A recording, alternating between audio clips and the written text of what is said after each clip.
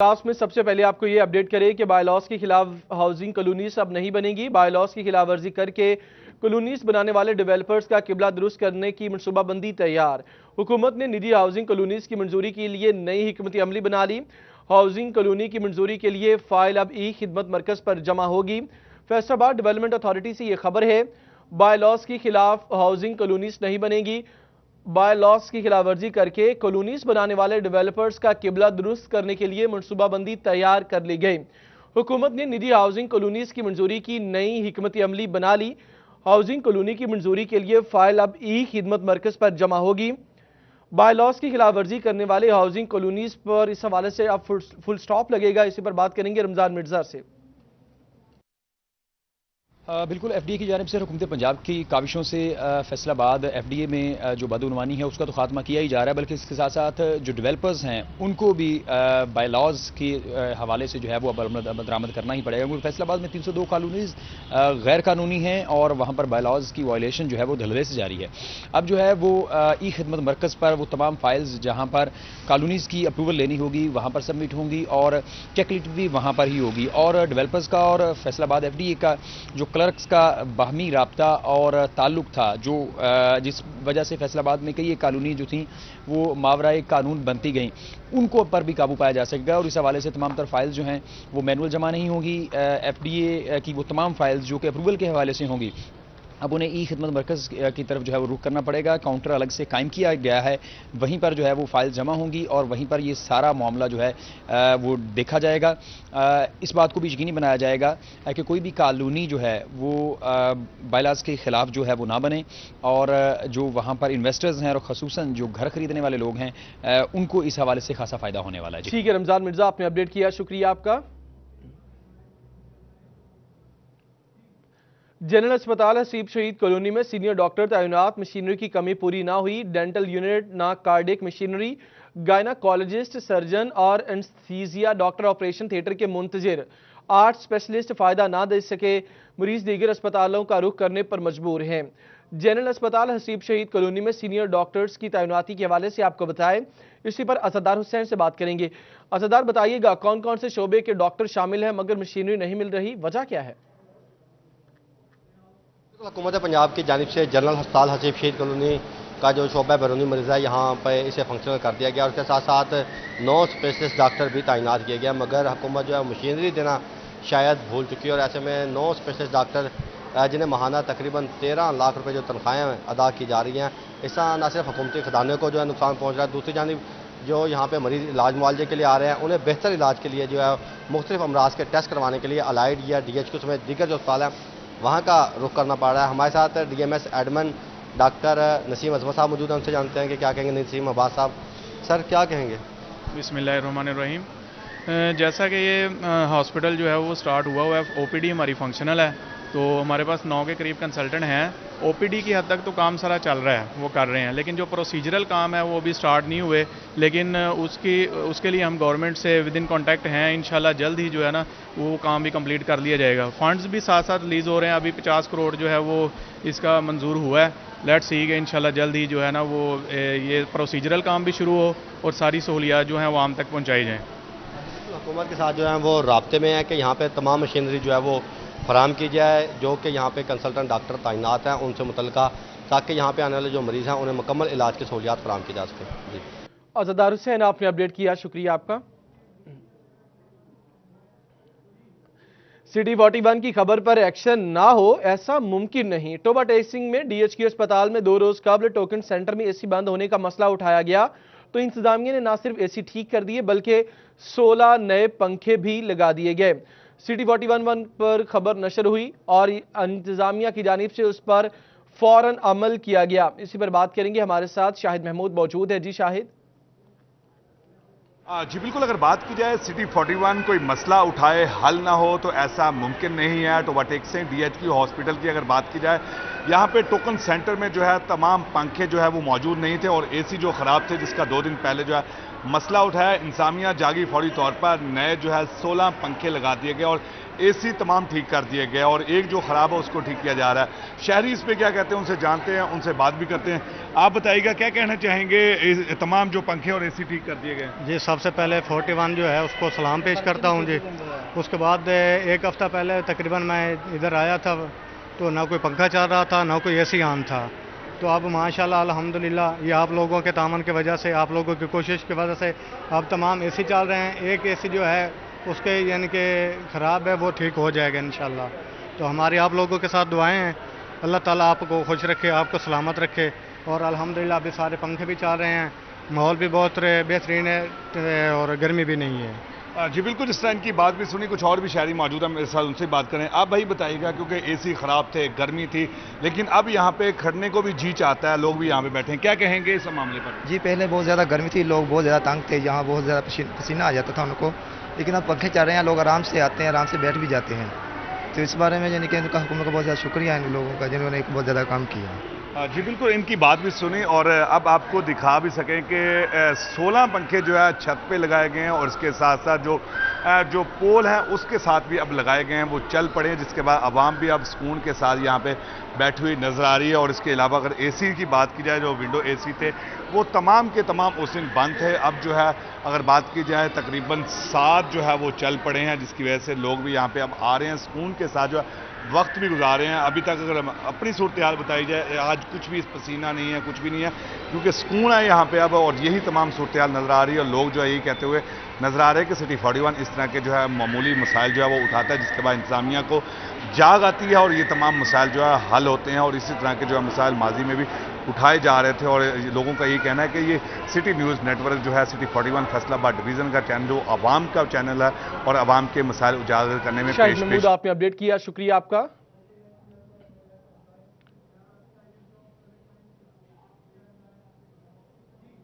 जंग में सिटी 41 बना शहरियों की आवाज, सैलाबी पानी से शहर को बचाने वाले हिफाजती बंद की टूट फूट की मुसलसल निशानदही पर इंतजामिया ने नोटिस लेते हुए 9 करोड़ रुपए का टेंडर कर लिया। हिफाजती बंद की तामीर मुरम्मत जल्द शुरू कर दी जाएगी। जंग में सिटी 41 बना शहरियों की आवाज, सैलाबी पानी से शहर को बचाने वाले हिफाजती बंद की टूट फूट की मुसलसल निशानदही पर इंतजामिया ने नोटिस लेते हुए 9 करोड़ रुपए का टेंडर कर लिया। हिफाजती बंद की तामीर मुरम्मत से जल्द शुरू होगी। इसी पर बात करेंगे मुबश्शिर नकवी से। मुबश्शिर, सिटी 41 ने भरपूर कवरेज दी और भरपूर इन मुतासर लोगों की आवाज़ बुलंद की, अब कुछ डेवलपमेंट हुई है क्या? शहर को महफूज रखने के लिए जंग सिटी के करीब हिफाजती बंद बनाया गया था। ये हिफाजती बंद जगह जगह से टूट फूट का शिकार है। इसी हिफाजती बंद पर जगह जगह गहरे गड्ढे और शगाफ पड़ चुके हैं, जिस पर सिटी 41 ने मुसलसल निशानदही की और सिटी 41 की खबर पर जंग इंतजामिया ने नोटिस लेते हुए इस हिफाजती बंद की तामीर मुरम्मत का फैसला किया है। बिलाशुबा जंग के शहरियों के लिए ये अच्छी खबर है कि जंग में सरगोदा रोड से लेकर हिफाजती बंद जो अलीबाद तक के करीब जा रहा है, जिसकी लंबाई तकरीबन 8 किलोमीटर बनती है। इस 8 किलोमीटर के तवील हिफाजती बंद की सड़क की मुरम्मत की जाएगी, इसको नए सिरे से तामीर किया जाएगा, जबकि इसी सड़क के अतराफ में जो पुश्ते थे उनको भी मजबूत किया जाएगा। शहरियों के लिए अच्छी खबर है कि अब उनकी मुश्किलात कम होने जा रही हैं, क्योंकि इससे पहले देखा गया था कि जब भी बारिश होती है तो बारिश के बाद इन गढ़ों में पानी जमा होता था, जिसकी वजह से ना सिर्फ शहरियों को बल्कि मुसाफिरों और ख़ास तौर पर ट्रांसपोर्टर्स को मुश्किलात का सामना करना पड़ता। ट्रांसपोर्टर्स ने, शहरियों ने, मुसाफिरों ने सिटी 41 के तवज्जुह से मुतालबा भी किया था कि इस हिफाजती बंद की तामीर मुरम्मत फौरी तौर पर की जाए, जिस पर जंग इंतजामिया ने करीबन 9 करोड़ रुपए का टेंडर कर लिया है। और 9 करोड़ रुपए के टेंडर के बाद इस सड़क की तामीर जो है वो चंद ही रोज में शुरू हो जाएगी। शहरियों का ये कहना है कि ना सिर्फ सरगोदा रोड से अलीबाद तक बल्कि सरगोदा रोड से सूफी मोड़ तक जो हिस्सा है उसकी तामीर मुरम्मत के लिए भी फंड्स जारी किया जाता है कि पूरा जो रिंग रोड है ये बेहतर हो सके और यहाँ पर जो गुजरने वाले मुसाफिर हैं उनकी मुश्किलात कम हो जाए। बिलाशुबा ये रिंग रोड का अहम किरदार है, क्योंकि तमाम तर जो हैवी ट्रैफिक है वो इसी रिंग रोड से गुजरती है, लेकिन ये रिंग रोड जो है वो टूट फूट का शिकार था। इसकी वजह से शहरियों को परेशानी का सामना था। बिलाशुबा अभी जो टेंडर मंजूर किए गए हैं, सड़क की तामीर मुरम्मत मुकम्मल होगी, इससे शहरियों की परेशानी कम होगी। जी मुबश्शिर नकवी, आपने अपडेट किया, शुक्रिया आपका। कार्गो के लिए कौमी एयरलाइन की बंदिश, एक्सपोर्ट के लिए बड़ा धचका। कोरोना के बाद ऑर्डर्स की भरमार, मगर एयर कार्गो सर्विस न होने के बायस ऑर्डर्स छोड़ने पड़ते हैं। एक साथ पर लिए गए जहाज कार्गो के लिए ऑपरेशन किए जाएं। साबिक चेयरमैन PHMA काशिफ जिया की हुकूमत से मांग, कार्गो के लिए कौमी एयरलाइन की बंदिश एक्सपोर्ट के लिए बड़ा धचका। कोरोना के बाद ऑर्डर्स की भरमार है, मगर एयर कार्गो सर्विस न होने के बायस ऑर्डर्स छोड़ने पड़ते हैं। इसी पर बात करेंगे शिराज भट्ट से। फैसलाबाद जो कि टेक्सटाइल एक्सपोर्ट में, मुल्की एक्सपोर्ट में सबसे बड़ा हिस्सेदार है, इस वक्त सबसे ज़्यादा मुश्किलात से दो चार भी फैसलाबाद ही है, क्योंकि फैसलाबाद के एक्सपोर्टर्स को सबसे बड़ा मसला जो इस वक्त दरपेश है वो यही है कि एयर कार्गो की प्राइसेस जो है वो 400 गुना ज़्यादा हैं। और इस गंभीर मसले के ऊपर इस वक्त गवर्नमेंट का कोई भी जो है वो तवज्जो दिखाई नहीं दे रही। एयर कार्गो महंगे होने की वजह से जो वजूहात हैं वो यही हैं कि PIA की जो इंटरनेशनल बैन अवी परवाज़ें जो हैं एयर कार्गो के लिए ख़ास तौर पर यूरोपीय यूनियन में ममालिक में मुकम्मल तौर पर मनसूख हैं, और उसकी वजह PIA के पायलट्स की जाली डिग्री वाला मामला है। और दूसरी जानिब कोविड की वजह से गुज़श्ता 3 महीने से PIA के फ़्लाइट ऑपरेशन कार्गो के लिए भी बंद पड़े थे। ये वो मसाइल हैं जिसकी वजह से इस वक्त जो तमाम एक्सपोर्टर्स हैं वो दीगर रिसोर्सेज के ज़रिए महंगे दामों अपने जो कार्गो हैं वो बैरून मुल्क पहुंचा रहे हैं, जिसकी वजह से उनको शदीद मुश्किलात का सामना है। इस वक्त एक निजी एक्सपोर्ट फैक्ट्री के अंदर हम लोग मौजूद हैं, जहां पर मेरे कैमरामैन हसन चौहान आपको दिखाएं तो ये तमाम कार्गो के बॉक्सेस जो कि तैयार पड़े हैं, ये वही बॉक्सेस हैं, ये वही ब्रांड के बॉक्सेस हैं जो अभी यहाँ से ट्रैवल करके जाने हैं, या तो शिप के थ्रू जाने हैं या एयर कार्गो के थ्रू जाने हैं, और ये पहुँचने हैं बैनुल ममालिक में, ख़ास तौर पे जो गल्फ़ एरियाज़ हैं और इसके साथ साथ जो यूरोपीय यूनियन ममालिक हैं उसमें ख़ुसूस तौर पर पाकिस्तान इंटरनेशनल एयरलाइन के तमाम जो इस वक्त एयर कार्गो हैं वो मनसूख पड़े हैं। खबर यह है कि 2 जहाज़ जो कि पाकिस्तान इंटरनेशनल एयरलाइन ने ख़रीदे थे और ख़रीदने के बाद वो लीज़ पर ख़रीदे गए थे, और अब तक वो 2 जहाज़ भी कार्गो के लिए इस्तेमाल नहीं हुए और वो पर्पसली कार्गो के लिए ही ख़रीदे गए थे। इस वक्त एक्सपोर्टर्स की जानिब से दरीना मुतालबा किया जा रहा है कि जो 2 जहाज़ एयर कार्गो के लिए ख़ास तौर पर ख़रीदे गए थे और उनको मुख्तस किया गया था, उनको फौरी तौर पर फ़ाल और ऑपरेशनल किया जाए, ताकि एक्सपोर्टर्स के जो मसाइल हैं वो कम से कम कार्गो के जो है वो हल हो सके, और 400 गुना ज़्यादा जो फेयर जो ये अदा कर रहे हैं कार्गो का उसमें थोड़ी कमी वाक़ई हो सके। शिराज भट्ट आपने अपडेट किया, शुक्रिया आपका।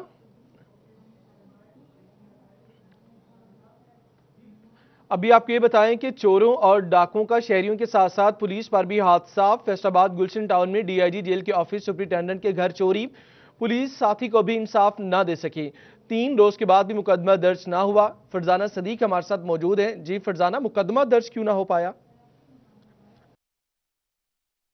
जी बिल्कुल, फैसलाबाद शहर चोर और डाकुओं का यहाँ पे राज होने लग गया है। आम शहरियों के साथ साथ जो कानून नाफिज करने वाले अदारे हैं उनके अफीसर्स और एहलकार भी इनसे महफूज नहीं है, और डाकू इनको भी खूब हाथों हाथ लेने लगे हैं। थाना सदर के इलाका गुलशन टाउन में 3 रोज कबल DIG जेलखाना जात दफ्तर में तैनात सुपरिटेंडेंट के घर में चोरी की वारदात हुई। उनका कहना है कि चोर मुबैना तौर पर 2 लाख मालियत का जो कीमती सामान है वो लूट कर फरार हो गए। वाकये को 3 रोज गुजर गए हैं, लेकिन पुलिस ने ताहाल मुकदमा दर्ज नहीं किया।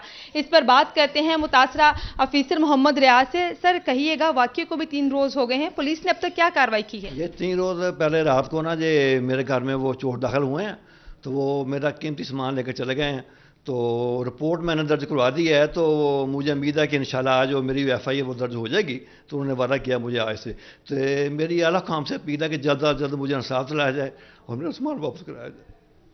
जी बिल्कुल, इनका कहना है कि इनको उम्मीद तो है पुलिस आज इनकी बात सुन लेगी, ताहम इनके आला हुकाम से अपील है कि इनके वाकये का नोटिस लिया जाए, ना सिर्फ मुकदमे का अंदराज किया जाए बल्कि मुल्जिमान को गिरफ्तार करते हुए इनकी दाद रसी भी की जाए। फरजाना सदीक आपने अपडेट किया, आपका शुक्रिया।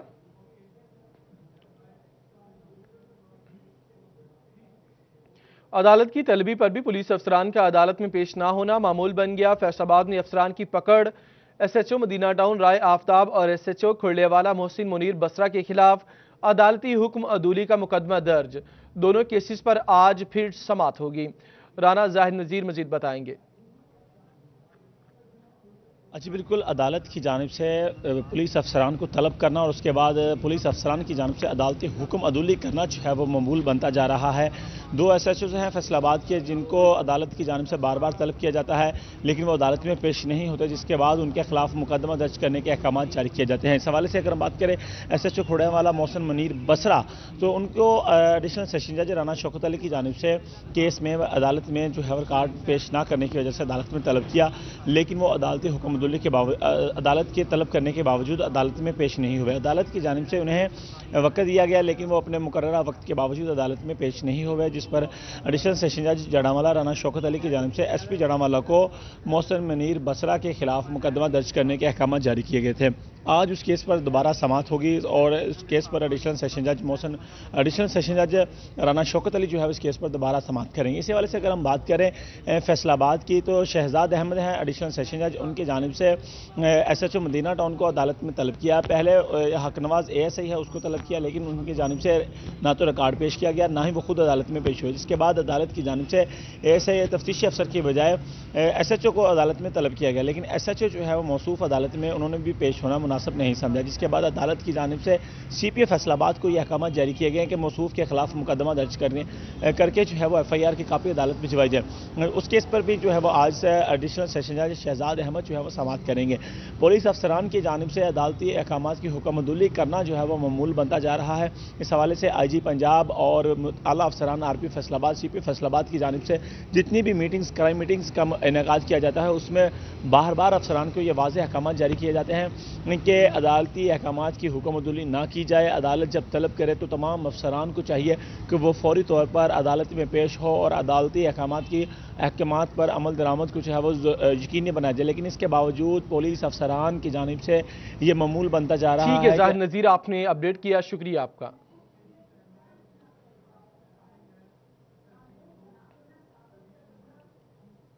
फैसलाबाद तालीमी बोर्ड मैट्रिक के नतायज का ऐलान 14 सितंबर को होगा। पोजीशन होल्डर्स का ऐलान होगा, ना किसी को मेडल से नवाजा जाएगा। बोर्ड का नाहम इम्तिहानात और दाहम पर प्रैक्टिकल न होने के बगैर पोजीशन रिजल्ट जारी करने का फैसला। जहांगीर अशरफ से मजीद बात करेंगे। जहांगीर, 14 सितंबर का ऐलान होगा।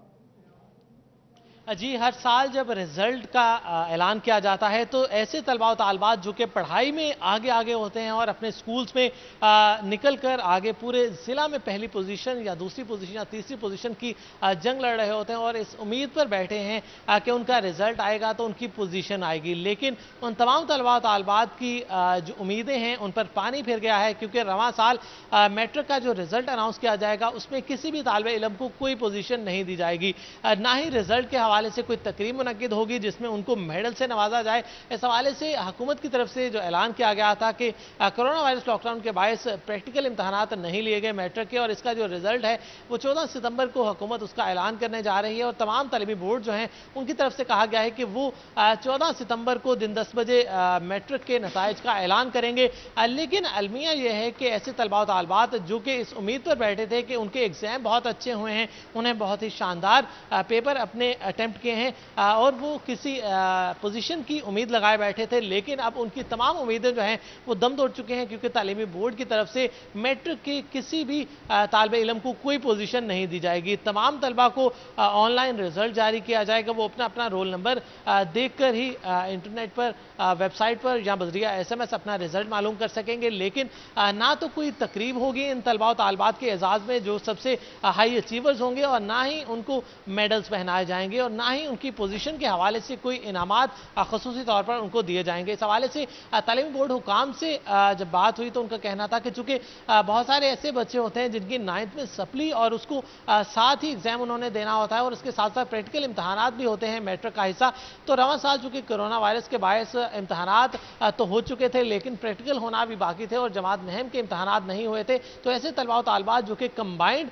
एग्जाम दे रहे थे या जिनकी कुछ सप्लियां थी वो साथ अटेम्प्ट कर रहे थे, तो अगर पोजीशंस जारी की जाती हैं तो इसमें ऐसे बहुत सारे तलबा और तालबात जिनके 9th के एग्जाम ही शामिल नहीं हैं तो उनके साथ ज्यादती होगी। इसलिए रवां साल जो मैट्रिक का रिजल्ट जारी किया जाएगा उसमें सबको इक्वली ट्रीट किया जाएगा, उनके इंडिविजुअल रिजल्ट जारी किए जाएंगे, कोई तकरीब नहीं होगी, कोई पोजीशन अनाउंस नहीं की जाएगी, जबकि हर साल ये रवायत होती थी कि मैट्रिक के रिजल्ट से एक दिन पहले पोजीशन होल्डर्स के नामों का ऐलान किया जाता था और उससे अगले दिन उन तमाम तलबा और तालबात को उनके वालिदैन को बोर्ड ऑफिस बुलाकर मेडल से नवाजा जाता था और उनकी हौसला अफजाई की जाती थी। लेकिन रवां साल मैट्रिक का रिजल्ट जब जारी होगा तो वो सिर्फ ऑनलाइन जारी होगा, इसमें कोई तकरीब नहीं होगी, कोई पोजीशन का ऐलान नहीं किया। जी जहांगीर, आपने अपडेट किया, आपका शुक्रिया।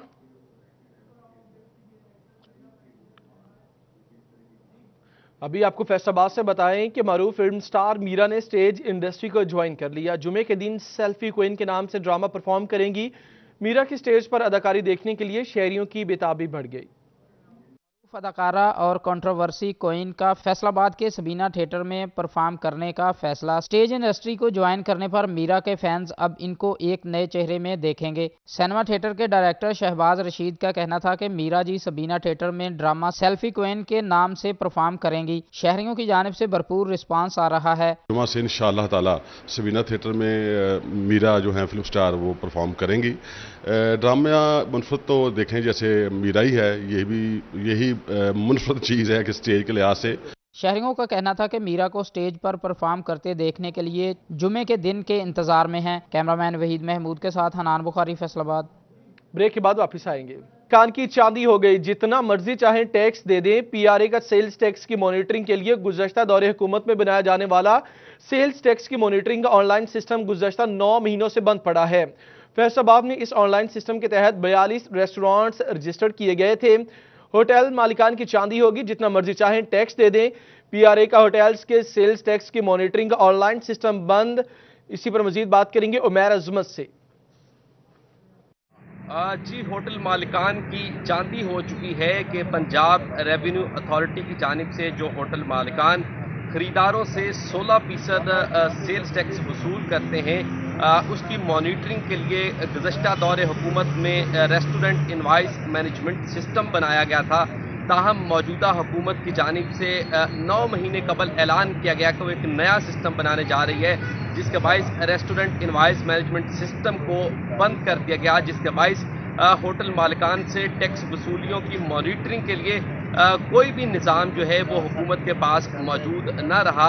अब यह होटल मालिकान की जिम्मेदारी है और उनकी ये चांदी हो चुकी है कि वो शहरियों से वसूल किया जाने वाला सेल्स टैक्स कौमी खजाने में जमा करवाएं या फिर अपनी जेबों में डालें, क्योंकि पंजाब रेवेन्यू अथॉरिटी और हुकूमत के पास तो ऐसा कोई मैकेनिज्म नहीं रहा जिससे वो इनका रिकॉर्ड रख सकें। दूसरी जानिब फैसलाबाद की अगर बात की जाए तो यहाँ 42 रेस्टोरेंट थे जो कि रेस्टोरेंट इनवाइस मैनेजमेंट सिस्टम में दर्ज थे। ये तमाम बड़े होटल थे। यहाँ पर आने वाले ग्राहक जो थे, जो भी खाना खाते थे और उस पर वो टैक्स अदा करते थे, तो तमाम का तमाम रिकॉर्ड और रकूम टैक्स की जो होती थी वो पीआरए को मुंतकिल हो जाती थी। रिम्स के थ्रू हुकूमत को टैक्स इकट्ठा हुआ, जबकि गुज़श्ता दौरे हुकूमत में वज़ीर आला पंजाब शहबाज शरीफ की जानिब से इस प्रोग्राम को कामयाब बनाने के लिए शहरियों को बड़े बड़े इनामात का ऐलानात भी किए गए थे। गाड़ियां, मोटरसाइकिल और दीगर कीमती इनामात शहरियों को में तकसीम किए गए थे जो रिम्स के तहत अपना इनवाइस हासिल करते थे।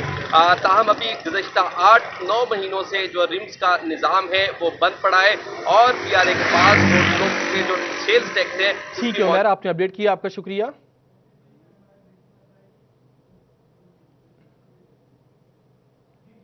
बोगियों की कमी फैसलाबाद रेलवे स्टेशन पर ट्रेनों की ताखिर की बड़ी वजह बन गई।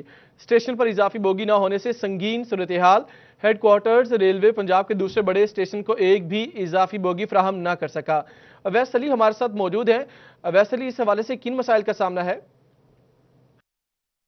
आज जी बिल्कुल, फैसलाबाद रेलवे स्टेशन पर रोजाना की बुनियाद पर 9 ट्रेनें आती हैं, मगर स्टेशन के पास एक भी एक्स्ट्रा बोगी जो है वो मौजूद नहीं है। ट्रेनों की जो है वो बोगियों में तब्दीली के दौरान जो है वो घंटों लग जाते हैं, जिसके पेश नज़र जो है वो फैसलाबाद रेलवे स्टेशन से ट्रेनों की रवानगी के लिए भी जो है वो घंटों दरकार होते हैं और मुसाफिरों को इंतज़ार की अजियत का सामना करना पड़ता है। इसी वाले से फैसलाबाद रेलवे स्टेशन की जानिब से हेडक्वार्टर लाहौर रेलवे को लेटर भी लिखा गया था कि फैसलाबाद रेलवे स्टेशन को एक एक्स्ट्रा बोगी जो है वो फ्राहम की जाए, ताकि जो है वो ट्रेनों की बोगियों में तब्दीली के दौरान ज़्यादा वक्त जो है वो दरकार ना हो। मगर इसके बावजूद पंजाब के दूसरे बड़े railway station Faisalabad railway station, जो कि सालाना करोड़ों रुपया रेवेन्यू जो है वो महकमा रेलवे को देता है, इसके बावजूद एक्स्ट्रा बोगी से महरूम है, जिसके पेश नज़र रेलवे के जो इंतजामी अमूर हैं वो मुतासर हो रहे हैं। फैसलाबाद रेलवे स्टेशन के पास एक भी एक्स्ट्रा बोगी जो है वो मौजूद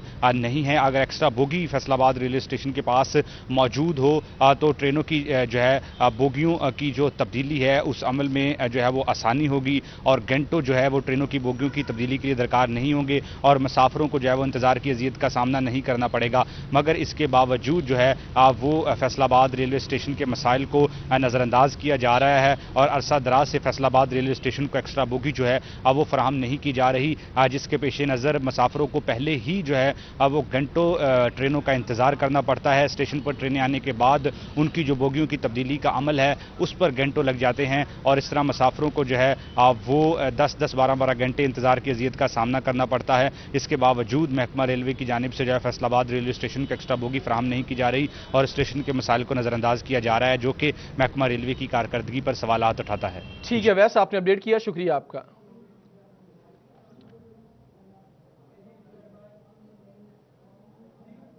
चिन्योट का रुख करेंगे। विक स्टेशन 1.5 साल के बाद भी फंक्शनल ना हुआ। बढ़ते हुए हादसात की वजह मैनुअल फिटनेस सर्टिफिकेट का जारी होना भी करार।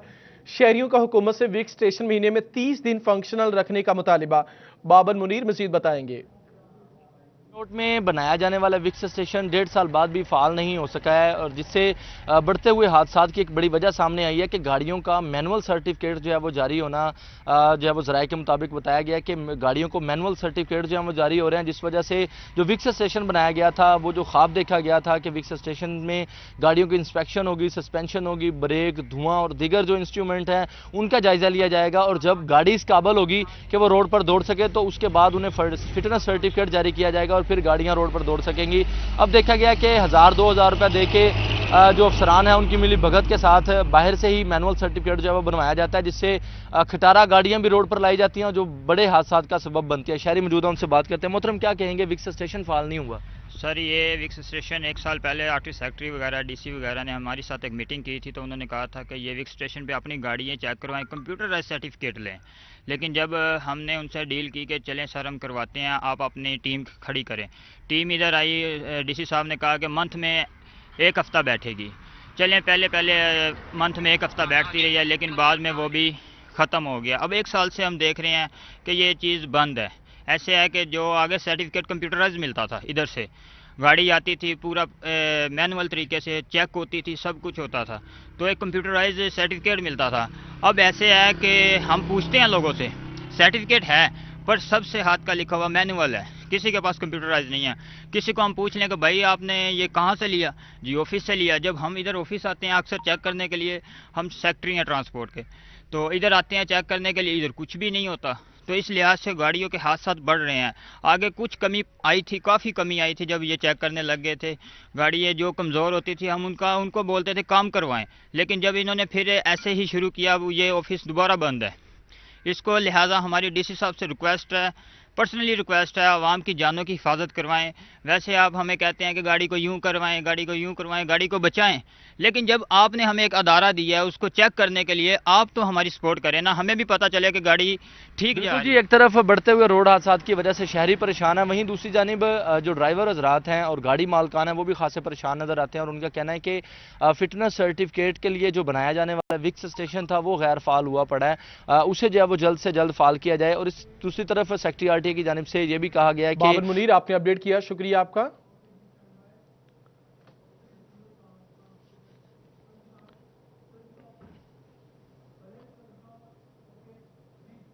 एंट्री के नाम पर मुबैना भत्ता वसूली का सिलसिला थम ना सका। पर्ची फीस 23 रुपए, चुंगी मालिकान 25 से 30 रुपए वसूल करने लगे। रिक्शा ड्राइवर समेत दीगर ट्रांसपोर्टर्स पर्ची माफिया से शदीद परेशान। एंट्री के नाम पर मुबैना भत्ता वसूली का सिलसिला थम ना सका। पर्ची फीस 23 रुपए, चुंगी मालिकान 25 से 30 रुपए वसूल करने लगे। अब इसी पर इस मजीद आपको ये अपडेट करें कि एंट्री के नाम पर मुबैना भत्ता वसूली का सिलसिला थम ना सका। पर्ची फीस की बात की जाए तो 23 रुपए, जबकि चुंगी मालिकान 25 से 30 रुपए वसूल करने लगे। रिक्शा ड्राइवर समेत दीगर ट्रांसपोर्टर्स पर्ची माफिया से शदीद परेशान हैं। अब्दुल कदीर मजीद बताएंगे। में ज़िले इंतजामिया की मुबैना गफलत के बायस शहर की मुख्तलिफ शराहों पर पर्ची माफिया का राज बरकरार है। अदालत ने पर्ची माफिया के खिलाफ जो है वो हुक्मनामा भी जारी किया कि ये खात्मा किया जाए, लेकिन चिन्योट ही वो वाहिद पंजाब का ज़िला है जहाँ पर ताहाल एंट्री के नाम पर पर्ची वसूली का अमल जारी है। इस बारे से बात की जाए पर्ची की, तो जो रिक्शा जो है वो ड्राइवर को पर्ची दी जाती है उस पर 23.25 रुपये लिखे गए हैं, लेकिन देखा जा सकता है कि 25 रुपये जो वसूल किए जा रहे हैं, 30 रुपये वसूली के मुबैना तौर पर अमल जारी है। तो इस बात से जो ट्रांसपोर्टर है वो भी हमारे साथ मौजूद है। बाजार बताइएगा, देखा जा सकता है कि पर्ची पर 23 रुपये 25 पैसे हैं, लेकिन 25 रुपये 30 रुपये जो है वो मुबैना तौर पर वसूल किए जा रहे हैं। एक तरफ हुकूमत जो है वो इसके खात्मे के लिए अहकाम जारी करती है, लेकिन अमल दरामद नहीं हो रहा। तो क्या कहना चाहेंगे, क्या मुतालबा करना चाहेंगे? जी, मेरा तो सबसे पहले ये मुतालबा है कि इंतज़ामिया बिल्कुल ना बस है, ठीक है। तो जो 23 रुपये 20 पैसे लिखे हुए हैं वो ही लेने चाहिए, लेकिन 25 रुपये क्यों वसूल करने चाहिए?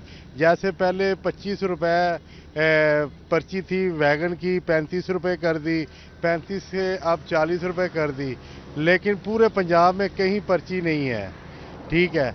और ये वहाँ ज़िला है, मेरा ख्याल है डीसी साहब से भी हम 2-3 मरतबा मिल चुके हैं। डीसी साहब ने कहा जी ये आपके चेयरमैनों की लगाई हुई पर्ची है, ठीक है। तो मेरा पुरजोर मुतालबा ये है, अगर डीसी साहब नहीं कर सकते फिर आला हुकाम ही कर सकती है ये। चनियोट ही वो वाइज जिला है जहाँ पर ताहाल पर्ची माफिया का राज बरकरार है। जब आपको इस तरफ दिखा भी सके तो यहाँ पर जो है वो रिक्शा जो ड्राइवर है उनको पर्ची दी जाती है जिस पर 23.25 रुपये लिखे हैं, लेकिन देखा जा सकता है कि यहाँ पर 25 से 30 रुपये जो मुबैना तौर वसूल किया जा रहा है। इस बात से जो ट्रांसपोर्टर है उनका ये मुतालबा है कि चनियोट में इस पर्ची माफिया का खात्मा किया जाए और जो एंट्री के नाम पर पैसे वसूल किए जा रहे हैं उसका ऑडिट किया जाए, ताकि जो शहरियों को लाखों रुपए का नुकसान हो रहा है उसका जो है वो खुमियाजा इनको भुगतना ना पड़े। अब्दुल कदीर, आपने अपडेट किया, तफसीलन आपका शुक्रिया।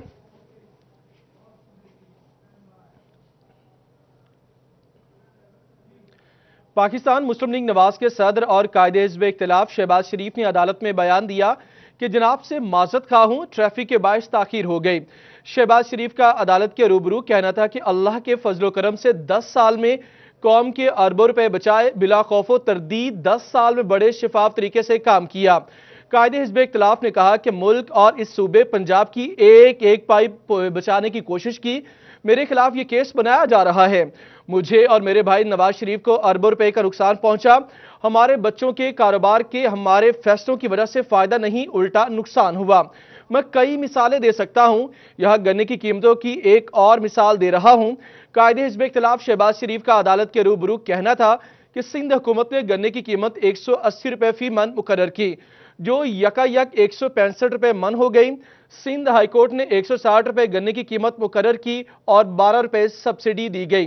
पंजाब में कोहराम मच गया था, मुझे शुगर मिल्स एसोसिएशन की दरखास्तें आई, मैंने कोई दबाव कबूल नहीं किया।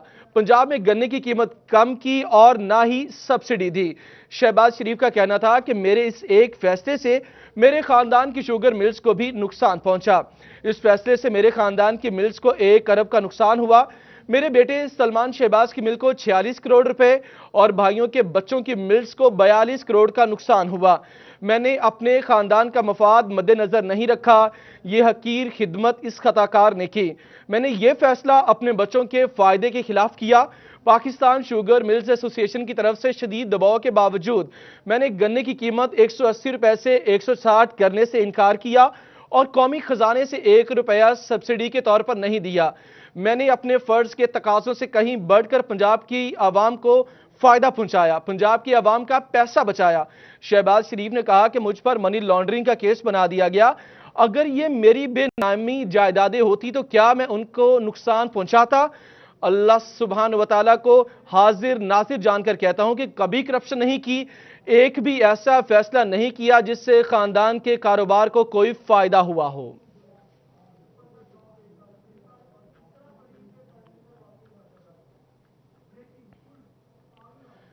पाकिस्तान मुस्लिम लीग नून के सदर और कायदे हिज़्ब इख्तिलाफ शहबाज शरीफ ने अदालत में बयान दिया कि जनाब से माजरत खा हूं, ट्रैफिक की वजह से ताखीर हुई। शहबाज शरीफ का अदालत के रूबरू कहना था कि अल्लाह के फजलो करम से 10 साल में कौम के अरबों रुपए बचाए, बिला खौफो तरदीद 10 साल में बड़े शिफाफ तरीके से काम किया। कायदे हिज़्ब इख्तिलाफ ने कहा कि मुल्क और इस सूबे पंजाब की एक एक पाई बचाने की कोशिश की, मेरे खिलाफ यह केस बनाया जा रहा है। मुझे और मेरे भाई नवाज शरीफ को अरबों रुपए का नुकसान पहुंचा।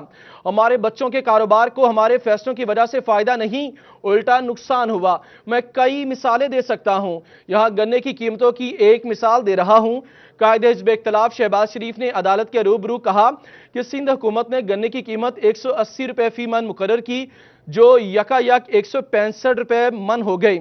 सिंध हाईकोर्ट ने 160 रुपए गन्ने की कीमत मुकर्रर की और 12 रुपए सब्सिडी दी गई। पंजाब में कोहराम मच गया था। मुझे शुगर मिल्स एसोसिएशन की दरखास्तें आई, मैंने कोई दबाव कबूल नहीं किया। पंजाब में गन्ने की कीमत कम की और ना ही सब्सिडी दी। शहबाज शरीफ का कहना था कि मेरे इस एक फैसले से मेरे खानदान की शुगर मिल्स को भी नुकसान पहुंचा। इस फैसले से मेरे खानदान की मिलों को 1 अरब का नुकसान हुआ। मेरे बेटे सलमान शहबाज की मिल को 46 करोड़ और भाइयों के बच्चों की मिल्स को 42 करोड़ रुपए का नुकसान हुआ।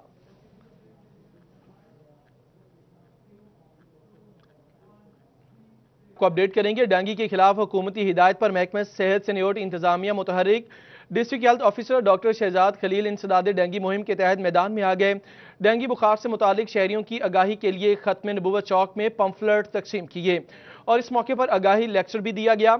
DHO डॉक्टर शहजाद खलील कहते हैं कि डेंगू लार्वे की अफजाइश को रोकने के लिए हर मुमकिन इकदाम किए जाएं। डेंगू के खिलाफ हुकूमती हिदायत पर महकमा सेहत चनियोट इंतजामिया मुतहर्रिक district health officer doctor Shahzad Khalil इंसदाद डेंगू मुहिम के तहत मैदान में आ गए। डेंगू बुखार से मुतालिक पंफलेट तकसीम किए, आगाही लेक्चर भी दिया गया। कोरोना वायरस के बाद डेंगू के खिलाफ भी फ्रंट लाइन पर मौजूद हैं। इसी पर मजीद बात करेंगे, हमारे साथ अब्दुल कदीर मौजूद हैं। बिल्कुल कातिल मच्छर सर उठाने लगा है और हुकूमत पंजाब की जानिब से कातिल मच्छर के खिलाफ आगाही मुहिम का आगाज़ भी जो है वो कर दिया गया है। बात की जाए जिला चनियोट की तो यहाँ पर महकमा सेहत की जानिब से देखा जा सकता है कि शहरियों को आगाही जो है वो पंफलेट तकसीम किए जा रहे हैं और डिस्ट्रिक्ट हेल्थ ऑफिसर जो है वो खत्म नबूवत चौक में पहुंचे हैं और शहरियों में आगाही जो है वो पंफलेट तकसीम किए जा रहे हैं। इनसे बात करेंगे। सर, क्या समझते हैं डेंगू के खिलाफ जो है वो हुकूमत की जानिब से कार्रवाइयाँ भी की जा रही हैं और आगाही मैसेज भी जो है वो दिया जा रहा है, तो इस हवाले से क्या कहना चाहेंगे आप? अपने पार रखें इसको, देखें। ये अस्सलामुअलैकुम जी अजी, हम छोटी सी कोशिश है कि ये अवेयरनेस है। डेंगू कोई बहुत बड़ी रॉकेट साइंस नहीं है, इट्स जस्ट लिटिल स्टफ कि हम छोटे छोटे एक्शन कर लें जिससे हम अपनी कम्युनिटी को, अपनी सोसाइटी को हम डेंगू से बचा सकते हैं। ठीक है, उसके लिए हमें ये सिर्फ करना चाहिए कि छतों पे कोई टायर ना पड़ा हो, कोई बर्तन ना पड़ा हो, किसी कोई बोतल ना खाली पड़ी हो जिसमें पानी की कलेक्शन हो जाए। फ्रिज के पीछे चेक कर लें। जो कि कोशिश एक है कि हमने जैसे चनियोट को इस दफ़ा पाक करने की हमारी पूरी कोशिश है डिस्ट्रिक्ट हेल्थ अथॉरिटी की कि चनियोट में कोई भी इस दफ़ा डेंगू का केस रिपोर्ट ना हो। ठीक है, आपने अपडेट किया अब्दुल कदीर, शुक्रिया आपका।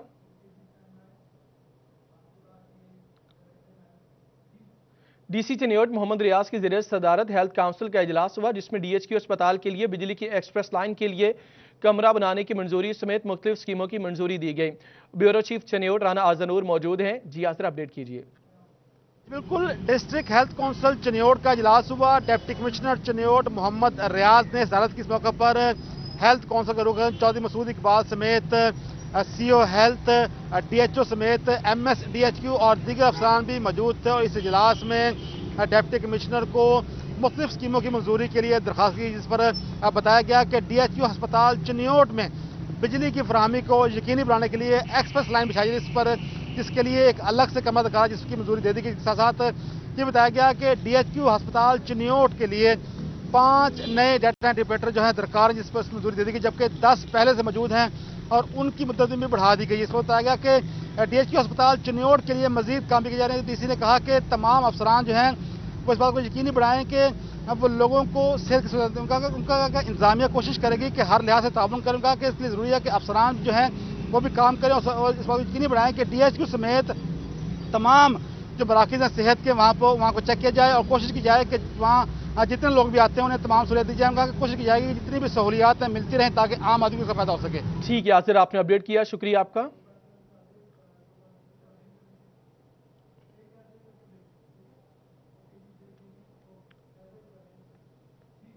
टोबा टैक्सिंग में डिस्ट्रिक्ट कोऑर्डिनेशन कमेटी का इजलास हुआ। इस इजलास के अहवाल ब्यूरो चीफ वकार घुमन अपडेट करेंगे। आज ये डिस्ट्रिक्ट कोऑर्डिनेशन कमेटी का इजलास मुनक़्क़द हुआ है जिसमें डिप्टी कमिश्नर उमर जावेद और MNA NA 113 रियाज फतेहाना ने शिरकत की। उसके अलावा मुख्तलिफ इदारों के जो सरबराहान हैं और जो नुमाइंदे हैं वो भी इसमें शरीक थे। NA 113 में जो जारी तरक्याती स्कीमें हैं उनका जायज़ा लिया गया है कि वो किस हद तक मुकम्मल हो चुकी हैं और कितनों में काम बाकी है। हमारे साथ रियाज फतेहाना मौजूद हैं, उनसे बात करते हैं। सर, आपके हल्के में अब तक कितना तरक्याती काम हो चुका है और जो स्कीमें चल रही हैं, जो काम हो चुका है, उससे आप मुतमईन हैं उसकी क्वालिटी? जी, आज जो मीटिंग थी सारी चीज़ों को देखने की, डिप्टी कमिश्नर उमर जावेद साहब अभी नए आए हैं हमारे पास, महसूस बेहतर किया जाए, फंड यूटिलाइज सल्लल्लाहु अलैहि वसल्लम रैली का इनेकाद किया गया। सीम अहमद अपडेट करेंगे। बुकला की जानिब से नामूस रिसालत रैली निकाली जा रही है, इस हवाले से हम बात करेंगे। हमारे साथ झंग के बुकला मौजूद है, उनका इस हवाले से क्या कहना है। भाई बताइएगा, फ्रांस में जो दरिंदगी की जा रही है क्या कहेंगे इस हवाले से? औज़ुबिल्लाहि मिनश्शैतानिर्रजीम, बिस्मिल्लाहिर्रहमानिर्रहीम। फ्रांस और स्वीडन की तरफ से जो आज़ादी की आड़ में इस तरह पाया जाता है, हम इसकी पुरजोर मजम्मत करते हैं और आज इसके लिए अहमद आपने अपडेट किया, शुक्रिया आपका। क्लीन एंड ग्रीन पंजाब मुहिम में जिला अदलिया भी सरगर्मी अमल है। डिस्ट्रिक्ट सेशन हाउस में शजरकारी मुहिम का आगाज किया गया। डिस्ट्रिक्ट सेशन जज चौधरी अमीर मोहम्मद की जानिब से पौधा लगाया गया। एडिशनल डिस्ट्रिक्ट सेशन जज मोहम्मद नईम शेख की जानिब से भी पौधा लगाया गया। सीनियर